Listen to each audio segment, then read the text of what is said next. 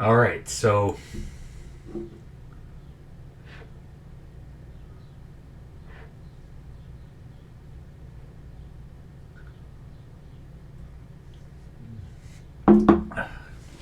where we left off was at the cave of the Manticore. So this I think is the final showdown that we'll see until we get to Kar, which is the integral point of our next quest and the starting of the next game in the Sorcery series. So let's take a look here. You can see now you're in a large cavern, wide and deep. At the far end, passageways disappear to the left and the right. Through an uneven rockfall at the far end of the cavern, you hear a murmur. It doesn't say where the murmur's coming, left or right. Let's listen by the rocks. You clamber over the rocks at the edge of the cavern to investigate the sound. It is a whimpering coming from the other side of the pile of stones. The Sven girl, perhaps? She came in this way, but the cave in blocked off her path. You'll have to find another way to reach her.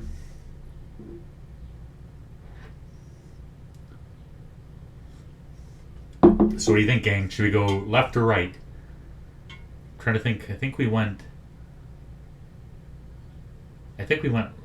left the last time that we had a right or left. So to be anybody's guess, let's go right this time. You turn right, creeping slowly forward. The passage rises up a gentle incline. At the top, a thick crystal gleams in the torchlight, and the tunnel ends in a T-junction. Let's look at the crystal. The seam seems to be made of pure diamond, but it was no doubt in quest of this that these tunnels were carved. But why is no one mining here now? Well, I'm guessing the Manticore. Let's dig out the crystal. You try to pull it pry some diamonds leaf from the incredible seam in the rock. Your sword is not up to the task, and you only make it blunt. You could perhaps return to the proper pick if only you could escape these tunnels first.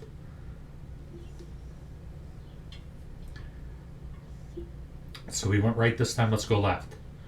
You go left. Here the cave system widens. Pendulous stalactites hang up from the ceiling. As if to fall and skewer you right in place, you skirt between them, following a thin, safe path until the side passage opens to the right.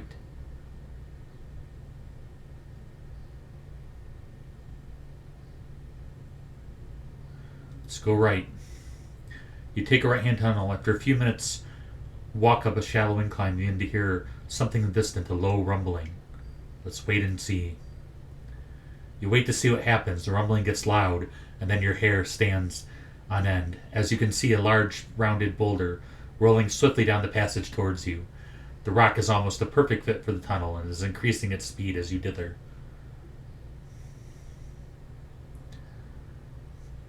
Let's try praying to my spirit. You raise a fast and fervent prayer to your spirit, and you feel the peace of the wilderness enter you as the boulder slows, catches, and invisible breaks make it slow. Not enough to stop it coming, but enough to give you a chance. With a final burst of speed, you race down the hallway, jump left, narrowly avoiding the boulder as it crashes loudly and violently into the wall. You're inches from where you were standing. You pick yourself up and dust yourself down. The ground begins to slope upwards, and the walls to glitter as you encounter a seam of crystal. Have you been this way before? Here a passageway appears on your right. Let's go right. As you move through the opening in the right wall, then you see a spot of sunlight up ahead and rush forward. You find yourself back beneath the crack in the ceiling of which you came. Irony. Well, let's go straight on. You push forward on further in darkness. The passageway slopes a short way, then splits. So this time, well, we already examined the stone, but out of curiosity, let's examine the stones again, see if anything changed. There's nothing special at the two stones except they happen to be on top of one another. That's very arbitrary. I don't know how it's going to help us at all. It doesn't seem to be any indication of a path. Let's see, we went originally, we started, we went right. So let's go left. You take the left tunnel. The tunnel twists and bends sharply as if carved by a river now long since dried away. You lose all sense of which way is which,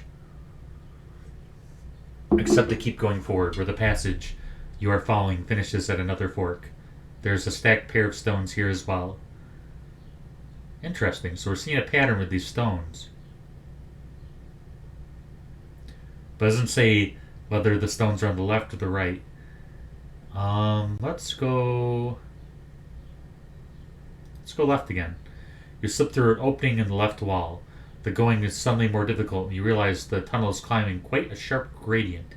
Like little stones rattle and roll downwards into the dark. At the highest point of the path, so if there's not another Indiana Jones style boulder, you are creeping through forks again. As you enter, two stones roll away down the slope. So probably we're going the right way. But, go left again? You go left. The cave walls crush in close, as though the rock is squeezing you to death. Your shoulders rub against the walls. When you feel you can go no further, the winding seam reaches a split. Another pair of stones are stacked in the corner. Just keep going left. You take the left passage. You follow the passageway. You hear the echo of a whimpering coming up from the corridor. Your torchlight falls across the frail shape. Hiding in the shadows is the young Sven girl, stacking stones into hundreds of little towers. Ah, what a trooper. So if we keep going down left, I guess the moral is that we reach the Manticore, and we meet our gal. So hopefully she'll be glad to see us, our little orcish maiden. Let's look for traps. You run the torchlight around the walls of the cavern. No switches or triggers can be seen. The girl watches you with silent fear, and the torchlight falls on a deep scratch in the rock, a claw mark. Suddenly there is a loud roaring from the mouth of the short cavern. The walls begin to shake and crumble. Sven's stone tower topples and scatters. To one side, a gap in the rubble begins to open, letting through a mean shaft of light. But before you can head for it, the roaring sound is joined by a scream from the Spin Girl. You turn slowly and peer into the gloom, back along the tunnel, as there's something moving, something coming closer. Perhaps a roaring is the wind rushing through the tunnels. Something is coming. You hear the scrabbling sound of claws on rock. The exit from the tunnel is blocked by a dark and looming shape, the Manticore. Huge, terrible, it stands between you and the light and howls in bloody rage. It looks intense.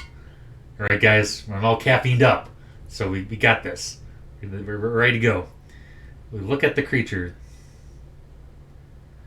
Well, I don't know. I don't know how it might. If we look at the creature, it might give us an idea of how to approach it and its weak spot. But if we look at it, it also might, kill the time that we bought, and it might just kill us. So, but I don't know. Let's see if there's anything we notice.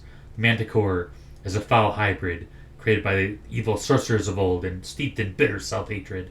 It has a lion's body, the tail of a scorpion, but its face is an old man, and its thoughts are cruel and resentful. It sees you and rears back, flapping two enormous rings on its back. Well, let's see if we can use some magic here.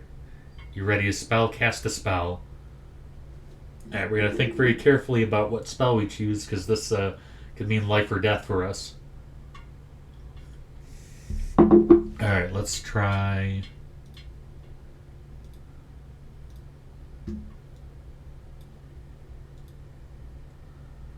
Try fog. Summon darkness. I don't think that's gonna help us as much. Let's try. Were there any other? No. Let's try. Nope. Weird. Here we go. Let's try. Dumb. Cause clumsiness. That might be helpful. It's quite a tax on our stamina though, but it might make it easier to defeat the creature, so to bear in mind. We have. Opens locks and doors. I don't think it's very useful here.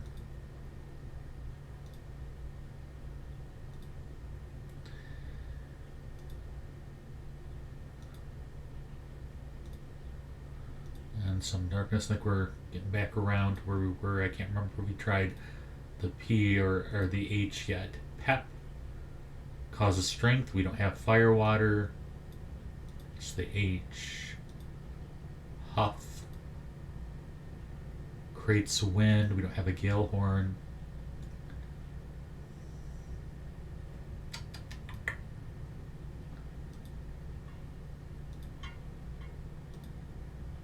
Let's see if we can render the Manticore a little bit clumsy.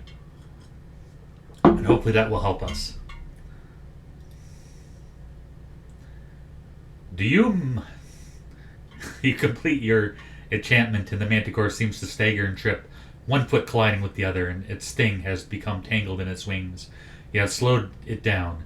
If you draw your sword now, you'll have an advantage, or you have gained yourself more time for further sorcery.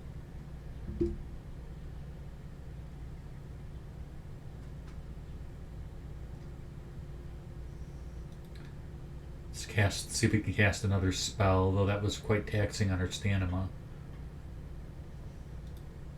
So we can cast like a fireball or something. Create a fireball would be useful.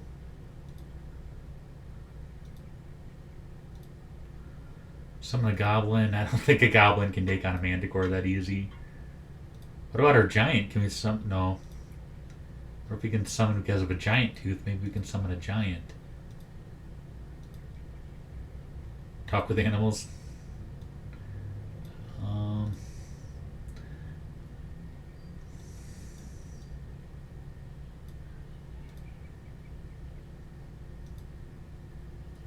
we're going right back to where we were. Yeah, let's cast the fireball. Let's see if that's effective. Hot. You cast the spell, creating a huge fireball that you fling at the beast. It makes the damp rock wall sizzle as it flies, before striking the creature in the side. It roars out in pain. The Manticore roars, making the walls of the chamber shake. But you listen closely, you can hear a note of fear in its all-too-human voice. It is a beast of ferocious strength. Ferocious. But you have weakened it. You will have to make this next and final spell matter, or take it to task with your sword. Alright, we're going to try another spell, but if we don't beat him with this spell and we have to fight, our stamina's going to be toast. So, let's see what we have here.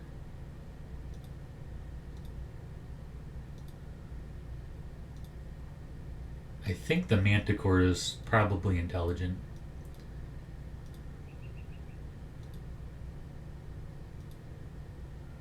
You can make it depressed.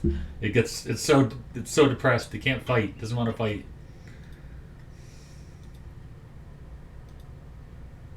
Clone the caster. That would be interesting.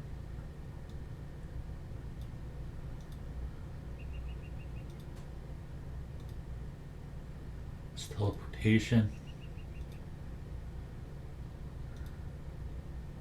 It's gonna hurt our stamina, but I think maybe another aggressive task spell will do it.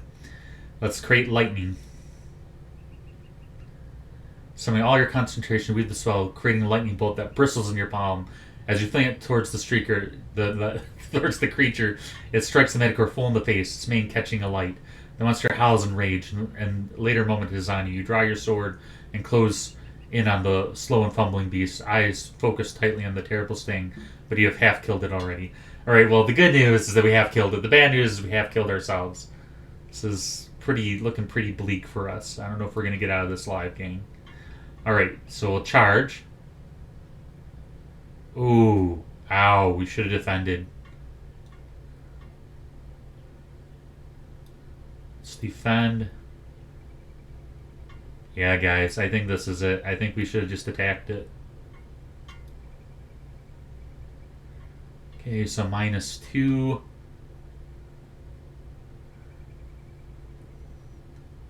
Foul Beast is weakening, so maybe a... Ow, ow. One more, gang, and we're toast. Yeah.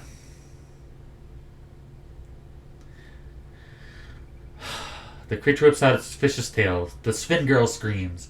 Only then do you see the giant sting plunging down into your forehead, towards your forehead. Ouch. In a weakened state, you are too slow to roll out of the way. The sting lands with a force of a hammer blow, piercing your skull. Last thing you feel is a pumping, burning poison as it enters your brain. Ouch, guys. Alright, let's try again.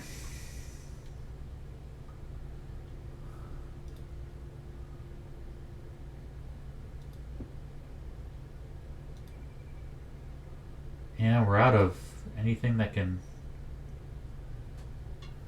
rejuvenate us. I don't know.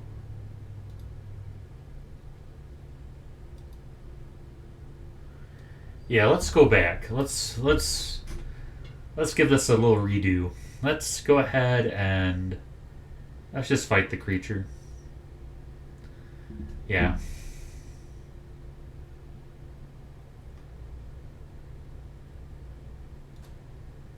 Yeah, went in full throttle first. The fearsome creature paces forward, teeth bared. You drop back, raising your guard, hoping the beast will wear itself out.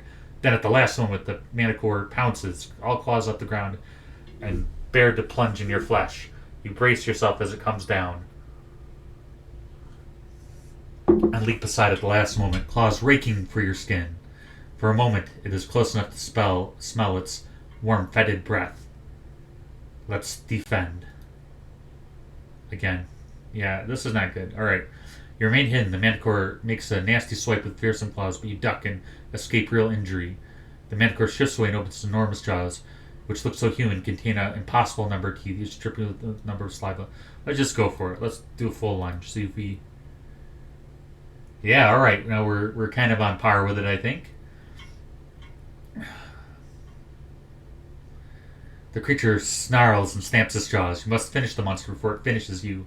With a rock wall at your back, and you have no way to hide, a perfect platform to spring forward. You race at the Manticore, catching it in a light blow. It curses you with an almost inhuman tongue. The beast growls at you. The walls shiver with its fury. The Sven girl edges near, as if thinking of scratching the creature with her claws. It's scared, she whispers to you. You might not believe me, but you've scared it. Alright. I'm gonna assume that means to go for the battle. Oh, another 2. Alright, we're it is injured and angry. Let's see, it's probably gonna attack. We gotta regain our stamina anyway. Let's give a good cut here. Huh, we beat him. I wonder why it gave us a 3. That's discouraging. Let's defend. Ouch. Maybe it would have been better to cast the spells. Alright, now it's getting down a bit.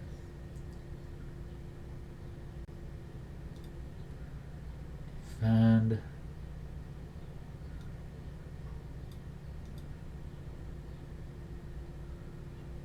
Alright, so we're beginning to catch up with this thing. So, it's probably going to attack again. Oh, weak attack.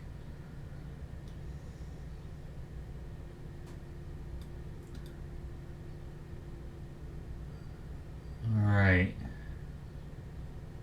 It's probably going to attack again.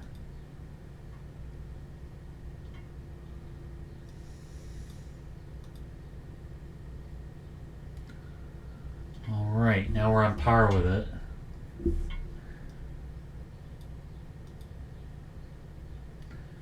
Should not have done that. Go for its throat. Alright. It's going to be a close one, gang. Let's see.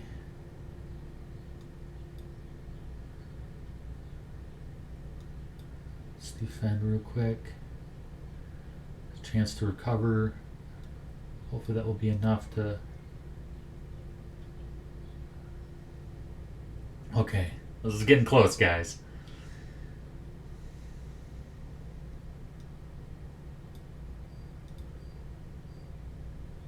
Ouch. This is going to be close. We can't afford to... Alright. We made it, gang. We defeated the Manticore. It's gonna be... It was close. And we're pretty much dead, but we defeated the Manticore. Fainting left, you slice at the Manticore. Your sword blade almost seems to be possessed. It finds its way past the Manticore's sweeping claws, through its thick hide down to its ancient cruel heart. For a moment it howls loud enough to make the walls shake, then everything falls very quiet. 15 stamina lost. Shameful. Oh well. Let's continue. We'll take the win. The only noise in the chamber is the hammering of your heart and the quiet breathing of the Sven girl. Thank you, the Sven girl murmurs, then tugging your arm. This way! She leads you towards the light, through a gap in the rocks, to a pool of sunlight in the first cavern. Escape. You wave the torch, hoping to attract attention. Tell the girl to call up. Girl, call to your father. The Sven child nods mutely, then bawls at the top of her lungs, Proteus, I'm here! Then something drops down, a rope with a basket at the end. Get in together, the chief calls from above. We'll pull you both up. Let's go ahead and send the girl first. You lift the girl in the basket and call up. Haul away. The Svens give a great cry and begin to pull up. The basket starts to rise slowly, spinning as it goes. The girl waves till she disappears up in the sunlight. Then she is gone. Let's wait. A minute passes, nothing. Wait. Another minute, still nothing. No sign of movement from above. The tunnel echoes very slightly, noise from the depths. Perhaps the Manticore was not alone. Let's wait a little longer. Wait a little longer, settling down on your pack. You can imagine the celebration going on above. The tears, the grateful reunion. No surprise they lose track of you down here in the dark. Then, sure enough, the basket and the rope tumble down. You clamber in quickly and they haul you above. Above ground, the chief himself helps you onto the grass. His daughter is with him, clutching his hand. My daughter says you fight bravely, he says. For that I am grateful. I invite you back with us to Torpani. Will you come? We go on to Kier, guys, with our 1 health. Let's go back to Torpani and see. We can wait another day if we have to. Nice. All right, we needed that. Our stamina's back to full. A little generosity cannot hurt you. You nod. I will come. As you enter the village, it erupts in celebration. You're given a place to stay to recuperate from your long journey. A visit to the healing priest treats your wounds, and when you emerge, is to find the village, before so somber and silent, now full of life. Flowers are tied to every rooftop, and bands of Sven are playing music on long, strangely shaped lyres. You are whisked away into the dance by Proteus' daughter, before the chief can welcome you to the feast. The night is glorious. That night you sleep heavily and rise the next morning to continue your journey. The chief meets you before you go. My good friend, he declares, you have saved us. He presses 2 gifts in your hand, a pouch of 10 gold pieces. Nice. A fortune for a place like this, and a key. This opens the south city gate to Kiar, he says. I hope it is of use. Time to go. You take your leave. The path winds away from Torpani, and you are soon on a downward slope away from the Shamanti hills, through steeped rice fields. As you walk, you feel for the first time the loneliness of the path ahead. Though Care is a busy city, it is cruel, and beyond Care there is nothing but the vicious wasteland. You will have no one to trust in the days ahead. Bum bum bum. In the distance rises the walls of the great city, the first true stonework you have seen since you left home. Alright. To Kiar.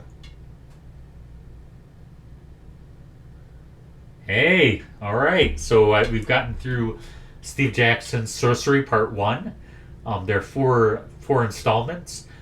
So I'm pretty excited. We got through it all without dying, and we actually got through the better. I feel like we gained a lot of clout, and we gained a lot of neat items, and have gone more on our story arc towards being less cowards and more heroes. And the crown is ahead, so we must continue forward. Your journey through the Shamanti Hills is completed. Along the way, you have gained the friendship of Vic, an influential man in the city, and have been given the key to the gates of Kiar. You have collected some magical artifacts, a large lump of beeswax, a cloth skull cap, 1 giant's tooth, 4 goblin's teeth, and a bamboo pipe. You're still armored only with your original sword and have no rations and 21 gold pieces and a spell book. Continue. The adventure continues in Sorcery 2, Kier, the seaport of traps. And we'll go ahead and save. A spell is being prepared. And I will go ahead and leave you there, where I will continue to write down the cloud spell save name for our next journey in the Sorcery series. I greatly appreciate you choosing to spend time with me and go on this adventure with me. And I hope that if you like this series, that you put a like in the this video and leave some comments below. If there's anything that you'd like me to do or anything, any suggestions, let me know. All right, gang. I'll see you next time.